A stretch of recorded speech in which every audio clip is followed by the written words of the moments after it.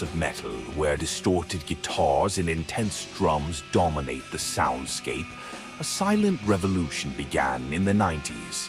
A revolution led by female voices that challenged conventions and redefined the boundaries of the genre.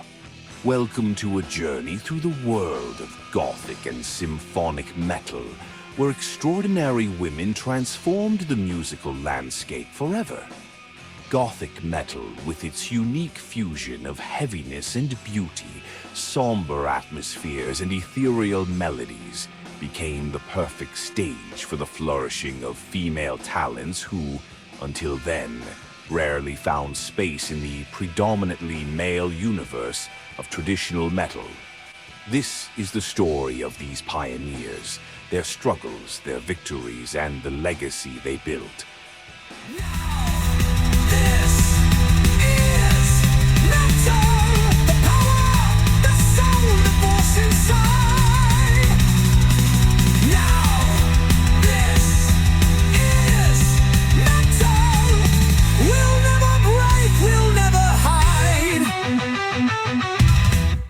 To understand the female revolution in Gothic metal, we need to go back to the early 90s. Although bands like Celtic Frost had already experimented with female vocals in isolated tracks, it was only with the emergence of bands like The Third and The Mortal, The Gathering, and Theatre of Tragedy that women began to occupy the central role in the lineups. In Norway, The Third and The Mortal, with Kari Ruslatten on vocals, released the album Tears Laid in Earth in 1994, a seminal work that mixed doom metal with atmospheric elements and ethereal female vocals. Kari, with her crystalline and melancholic voice, helped establish a new aesthetic in extreme metal.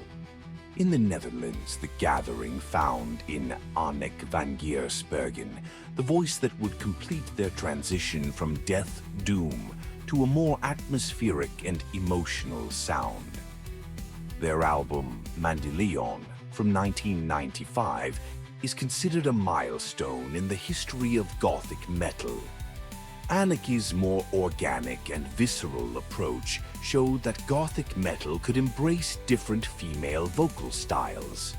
Simultaneously, in Norway, Theatre of Tragedy established the concept that would become known as Beauty and the Beast, the combination of female lyrical vocals and male guttural vocals, with Liv Christine as vocalist.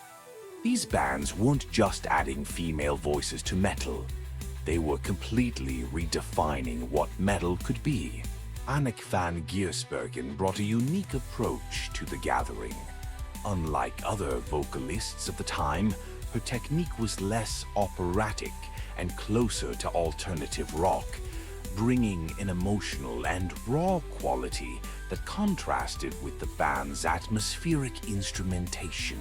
Albums like Mandelion, 1995, and Nighttime Birds, 1997, are considered masterpieces of the genre. Kari Ruslatten, with The Third and The Mortal, explore territories between Nordic folk and doom metal, creating melancholic and introspective soundscapes. Her voice, almost whispered at times, brought a rare intimacy to the metal of the time. In 1996, a young Finnish soprano named Tarja Turunen debuted with Nightwish on the album Angels Fall First. Her classical training and operatic voice elevated the concept of symphonic metal to new heights. About those early days, Tarja recalls, "When I started, I came from classical music, so I was a complete weirdo in metal. though I never let that experience bother me. I felt the embrace of the crowd, and our colleagues were really nice, so I never needed to grow a thick skin. Maybe I was already used to it, because I had 2 brothers at home and was the only girl in my primary class. 6 years with nothing but boys. In the Netherlands, Sharon den Adel emerged with Within Temptation, bringing a more accessible and melodic approach to the genre. The album Mother Earth 2000 catapulted the band to European stardom, combining Gothic elements with a pop sensibility that attracted a wider audience. Vibeke Stene, with her dramatic soprano voice, led Tristania to explore territories between Gothic and black metal, creating a unique and influential sound. Albums like Widow's Weeds 1998, and Beyond the Veil, 1999, are fundamental references of Norwegian Gothic metal. These women didn't just conquer their space, they created a new musical territory where their voices were the central element, not a mere adornment. As we entered the 2000s, what began as an exception became the rule. The commercial success of bands like Nightwish, Within Temptation, and later Epica proved that metal with female vocals wasn't just viable, it was profitable and capable of filling arenas. Simone Simons, who joined Epica in 2002, brought a new dimension to symphonic metal with her mezzo-soprano voice and striking presence. Combining operatic technique with a more modern approach, Simone helped define Epica's sound on albums like The Phantom Agony, 2003, and Consigned to Oblivion, 2005.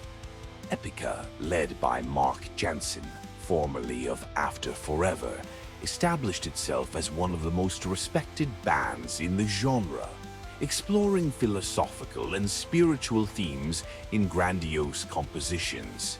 Italian Cristina Scabbia of Lacuna Coil showed that Gothic metal could have a more mainstream appeal without losing its essence. Her vocal partnership with Andrea Ferro created a unique dynamic that influenced countless bands. Cristina, with her charisma and impeccable technique, became a metal icon, breaking barriers in a predominantly male scene. Morten Veland, founder of Serenia after leaving Tristania, worked with several talented vocalists, including Henriette Bordvik, Monica Pedersen, and Eileen Jimenez, each bringing their own interpretation to the band's sound.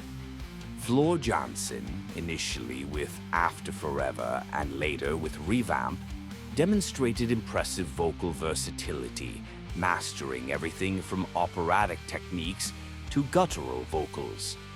In 2012, she would join Nightwish, bringing a new era to the Finnish band. What began as a European movement soon spread globally. In Brazil, bands like Shadowside, led by Dani Nolden. In Japan, Yusei Teikoku with Yui Itsuki. In the USA, Evanescence with Amy Lee, metal with female vocals became a worldwide phenomenon. Despite the success, the path wasn't easy. In a male-dominated genre, these women faced prejudice, stereotypes, and constant pressure to prove their worth. Many report being judged more for their appearance than for their talent, or having their artistic contributions minimized. Some were labeled as gimmicks, marketing tricks to attract male audiences, completely ignoring their vocal abilities and creative contributions. The industry itself often pitted them against each other, as if there was room for only one queen of metal.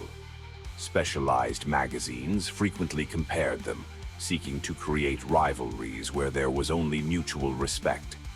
Tarja Turunen, who left Nightwish in 2005 under controversial circumstances, faced severe criticism and public scrutiny. Her departure, announced through an open letter from the band, exposed the tensions that can exist when women decide to take control of their careers. Anneke van Giersbergen, who left the gathering in 2007 after 13 years, also faced challenges in pursuing a solo career that explored different facets of her musicality beyond metal. Simone Simons has spoken openly about the harassment she faced online and the objectification that many women in metal experience. In interviews, she highlighted the importance of being respected for her talent, not her appearance. Sharon Adel has openly criticized sexism in the industry, especially regarding how women are portrayed on magazine covers and promotional materials. Despite these challenges, these artists persevered, using their voices not just to sing, but to advocate for changes in the industry. One of the most inspiring aspects of this story is the connection and mutual support among these women. Instead of succumbing to the narrative of competition, many formed lasting friendships and memorable collaborations. In 2013, three pioneers of Gothic metal, Anneke van Giersbergen, Liv Christine, and Kari Ruslotten, joined forces in the Sirens project, celebrating their joint legacy and showing that sisterhood can flourish even in a competitive environment. Tarja Turunen and Sharon Adel, frequently compared by the media, developed a genuine friendship that culminated in the collaboration Paradise, What About Us, in 2014. The impact of these pioneers goes far beyond their own careers. They opened doors for a new generation of women in metal, not just as vocalists, but as instrumentalists, composers, and producers. Bands like Delane with Charlotte Wessels, Exit Eden, a supergroup with 4 female vocalists, Beyond the Black, led by Jennifer Haben, and Visions of Atlantis, with Clementine Delaunay, follow in the footsteps of the pioneers while expanding the boundaries of the genre. What began as a silent revolution in the 90s has transformed into a dominant force in contemporary metal. Today, bands with female vocalists fill festivals, sell millions of albums, and influence the direction of the genre as a whole. The legacy of Liv Christine, Anneke van Giersbergen, Kari Ruslotten, Tarja Turunen, Sharon den Adel, Simone Simons, Cristina Scabbia, Floor Jansen, and many others continues to grow as new voices join the chorus. They prove that metal has no gender. It has only passion, talent, and the courage to challenge expectations. In a world where we still struggle for equality on so many fronts, Gothic and symphonic metal offer a glimpse of how music can transcend barriers and create spaces where everyone can shine. The queens of Gothic metal didn't just conquer their thrones, they redesigned the entire kingdom. And as the guitars continue to roar and the orchestras to sound, one thing is certain: female voices in metal will never be silenced again.